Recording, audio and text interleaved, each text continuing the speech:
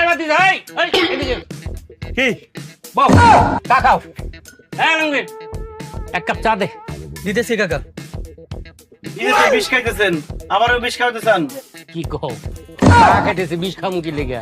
চাটা যে খাইতেছেন কিসের মধ্যে খাইতেছেন? কাপে এই কাপের মধ্যে বিভিন্ন লোকজনের নিঃশ্বাস আছে, রোগ জীবাণু আছে, মুখের লালা আছে, থুতু আছে, সব বিষ এটার মধ্যে। এটা খাইতে পারবেন আপনি। ভাতিজা, আমার তো কনফিউজ করে দিতেছে তুমি। কি কনফিউজ হয়ে গেছেন তো? দাঁড়ান, প্রমাণ করে দিতেছি। আলমগীর, তোমার কাছে কাপ আছে কয়টা? ভাই দাম তো হচ্ছে 10টার মতন। 10টা। আর প্রত্যেকদিন চা বিক্রি করো কয় কাপ? এই 500-600। 500-600 কাপ চা বিক্রি করে প্রত্যেকদিন। কাপ আছে মাত্র 10টা। তার মানে কি একদিনে একটা কাপে 50 থেকে 60 জন লোক চা খায়।